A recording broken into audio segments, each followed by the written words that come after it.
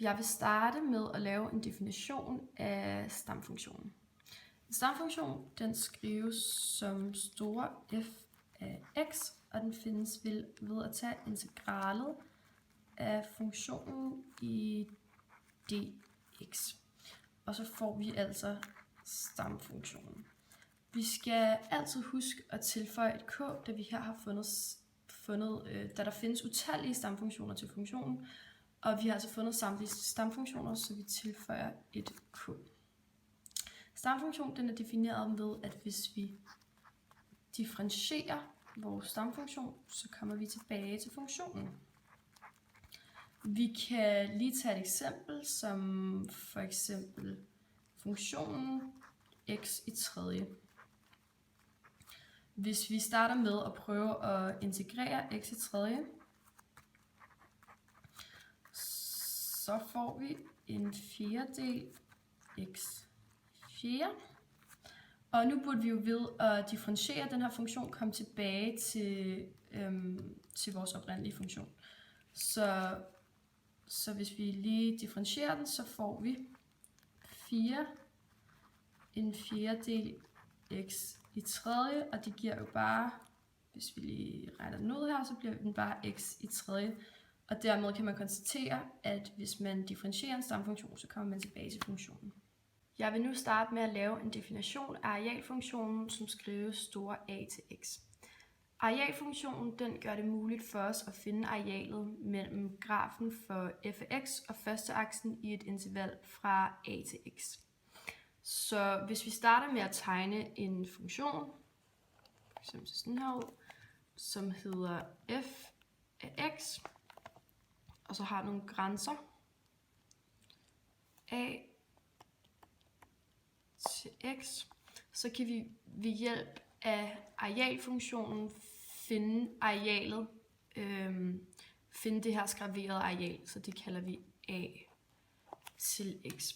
Vi vil så senere bevise, at arealfunktionen egentlig er en stamfunktion til f af x, og vi kan altså finde arealet ved at integrere vores funktion i grænserne a til x. Nu vil jeg gerne lave selve beviset, som er sætningen, at hvis f af x den er voksende og kontinuær i et interval fra a til b, så vil arealfunktionen ax være en stamfunktion til f af x. Jeg har lige startet med at tegne en graf, hvor jeg har indtegnet en funktion, som ligesom er udgangspunktet for beviset, og funktionen den opfylder de her krav, jeg før nævnte. Hvis vi starter med at tegne et interval, som går fra a til b, og heri indtegner vi et x0, og et x0, som har tilvæksten h, og så må det her stykke nødvendigvis være h. Vi vil nu bruge arealfunktionen til at finde det skraverede område, som går her. Og hvis vi starter med at prøve at finde arealet for det her område, så hedder det jo a til x0 plus h. Men så får vi jo af hele det her område, og vi vil jo kun have det stykke, der ligger herinde. Så kan vi se, at vi kan trække a til x0 fra. Så hvis vi lige skriver det, så kan vi finde areal ved at sige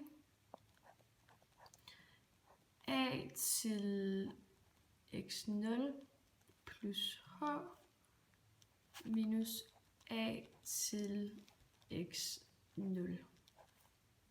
Så er vi så, at vi rent faktisk kan tegne en rektangel inden for vores skraverede område. Så hvis vi går op i x0, så kan vi tegne en rektangel herudfra.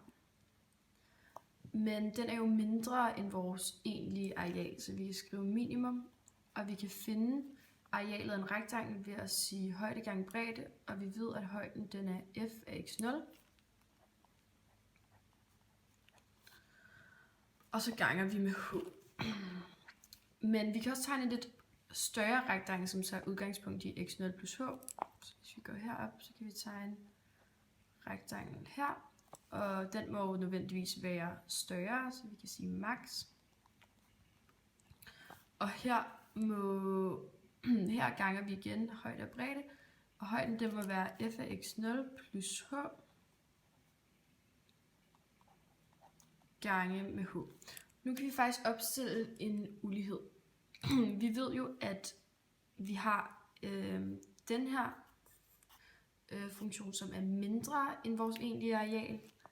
Så vi siger f af x0 gange h, og den må være mindre eller lig med vores sande areal, som er a x0 plus h minus a af x0. Og så har vi vores, som er større end vores egentlige areal, så det må være større eller lig med f af x0 plus h gange med h. Nu vil vi gerne have nogle af de her h'er til at gå ud, og det kan vi gøre ved at dividere med h. Og det må vi gerne, hvis vi bare gør det på alle led. Så hvis vi dividerer med h,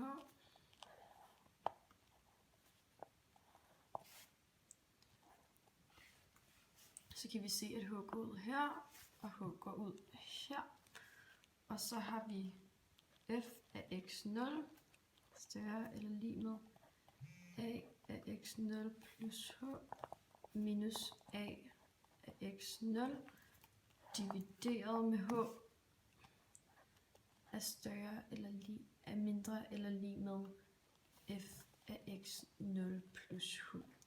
Nu kan vi så genkende den her som vores formel for sekanthændingen, som også er vores differentialkoefficient for en arealfunktion. Her ved vi, at h det vil gå mod 0. Og når h går mod 0, så kan vi jo sige, at det her led går mod det her led. Så det vil sige, at f af x0 plus h går mod f af x0. Derved bliver vores arealfunktion altså klemt imellem. Og det vil sige, at vi kan sige, at vores a af x0 plus h minus a af x0 divideret med h går mod f af x0. Og det her er jo af vores differentialkoefficient for arealfunktionen. Så kan den altså også skrive sådan her, som a mærke af x0 går mod f af x0. Hermed har vi bevist, at arealfunktionen er en stamfunktion til f af x.